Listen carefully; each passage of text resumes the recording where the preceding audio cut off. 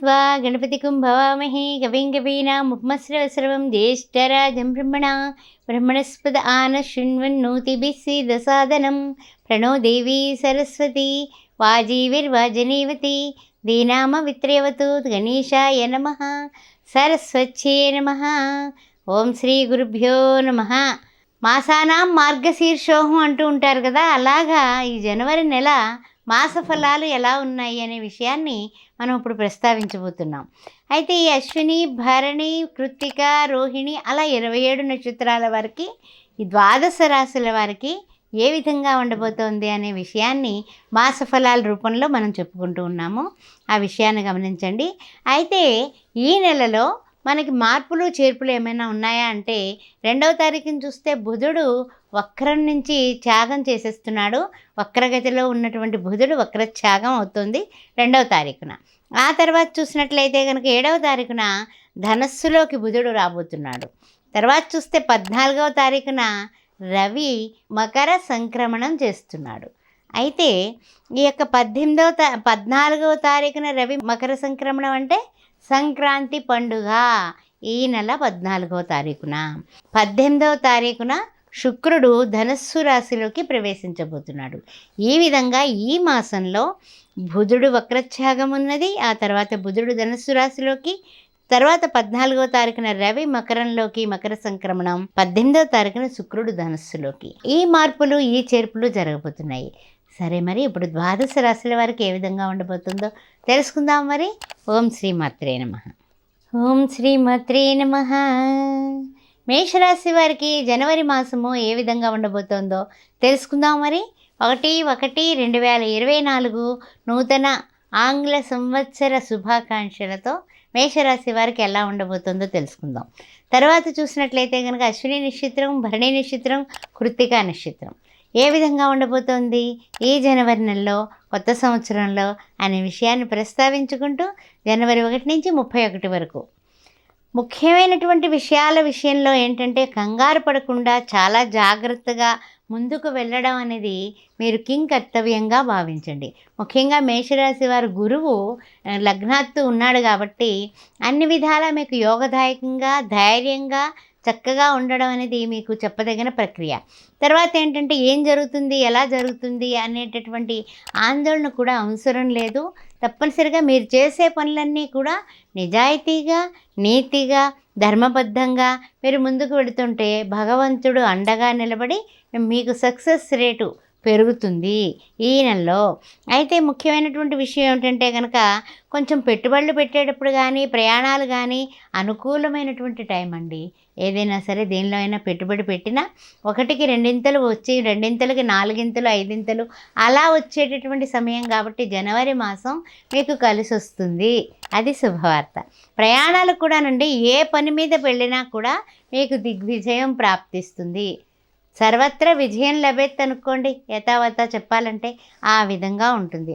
తర్వాత ఏంటంటే, ఏదైనా కోర్టు విషయాల్లో కానీ, ఏదైనా సరే కొన్ని నిర్ణయాలు తీసుకోవాలన్నా, లేకపోతే ముఖ్యమైనటువంటి ఇచ్చిపుచ్చుకోవడాల విషయంలోని కుటుంబంలో వ్యక్తులకి చెప్పి చేయడం అనేది చాలా చాలా ముఖ్యమైనటువంటి విషయం. ఎందుకంటే కనుక గబక్కన ఏమరిపాటున మీరు మరచినా వాళ్ళు గుర్తు చేస్తారు.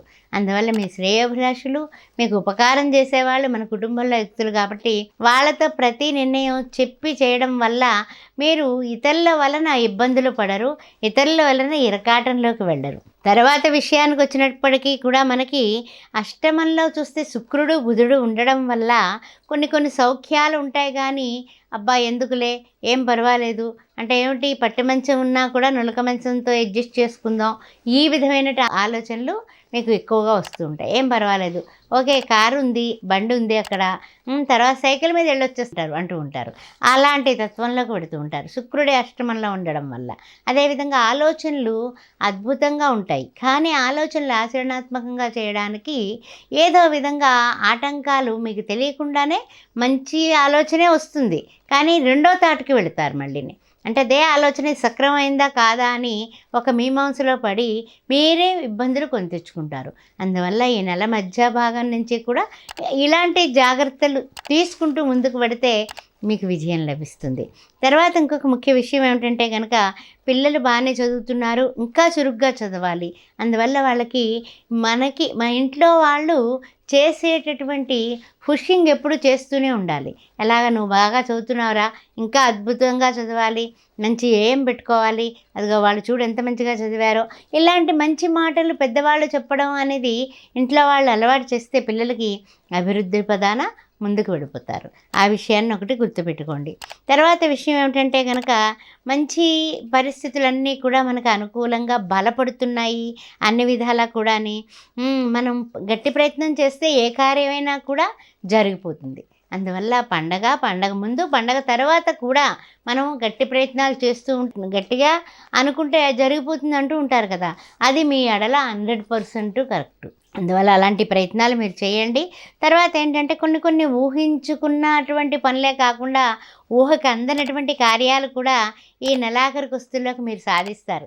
వ్యాపారంలో కానీ, ఉద్యోగంలో కానీ, వృత్తుల్లో కానీ, ఏ రంగంలో ఉన్నా కూడా మీరు ఊహించినటువంటి అద్భుతమైనటువంటి కార్యాలు ఈ నెలాఖరికి, జనవరి నెలాఖరికి సాధించడానికి అవకాశాలు మిన్నగా ఉన్నాయి. ఆ విషయాన్ని గుర్తుపెట్టుకోండి. తర్వాత ఏంటంటే కుటుంబంలో కూడానండి ఇదివరకటి మనకి ఇబ్బందులు కలిగించినటువంటి అంశాలన్నీ కూడా కొలుక్కొచ్చి కుటుంబంలో కూడా ఒకే మాట, మీరేమైనా చెప్తే అది వింటారు అందరూ కూడా. వాళ్ళు చెప్పింది కూడా మీరు స్వీకరిస్తారు. ఆ విధంగా ఐకమత్యం అనేటటువంటి భావనలు, ఐకమత్యము కూడా ఏర్పడుతుంది.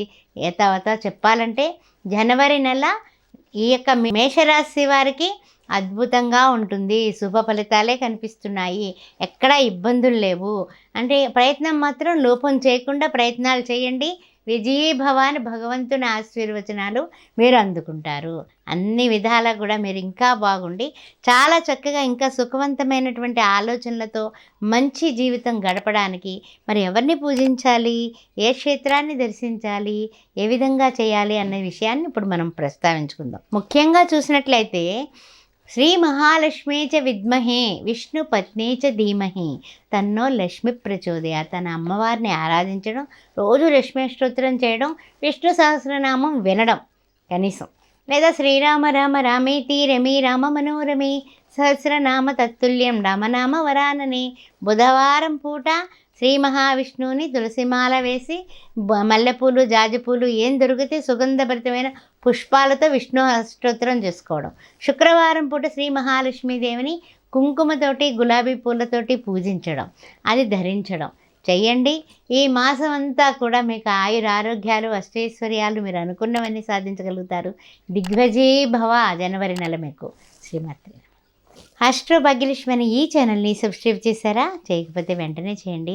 అంతేకాకుండా జాతకాలు చూడాలన్నా, పొంతనలు చూడాలన్నా, ఏ విషయంలో సరే పిల్లలకి పేర్లు పెట్టడానికి కానీ, లేక ఏదైనా గృహప్రవేశ పెళ్లి సంబంధాల విషయం కానీ, పెళ్లి సంబంధాలకు సంబంధించినటువంటి ఏదైనా మన నిశ్చితార్థ ముహూర్తాలు, ఇలాంటి ముహూర్తాలకు కానీ నన్ను సంప్రదించవచ్చు. జాతక చక్రాలు వేయడానికి, కుంభ వివాహాలు, కదలి వివాహాలు జరిపించడానికి, ఏమైనా దోషాలు, పూజలు, జాతకంలో రెమెడీస్ కావాలన్నా నన్ను వెంటనే సంప్రదించండి. అంతేకాకుండా శ్రీ సౌభాగ్య మ్యారేజ్ బ్యూరో 15 సంవత్సరాలుగా నేను నడిపిస్తూ ఉన్నాను. అందువలన పెళ్లి కానిటువంటి, వివాహం కానటువంటి యువతి యువకులున్నా, లేకపోతే ఎవరైనా సెకండ్ మ్యాచ్లు వాళ్ళు ఉన్నా కూడా అన్ని వర్ణాల వాళ్ళు కూడా హిందువులైతే మమ్మల్ని సంప్రదించవచ్చు. ఓం శ్రీ మాత్రే నమః.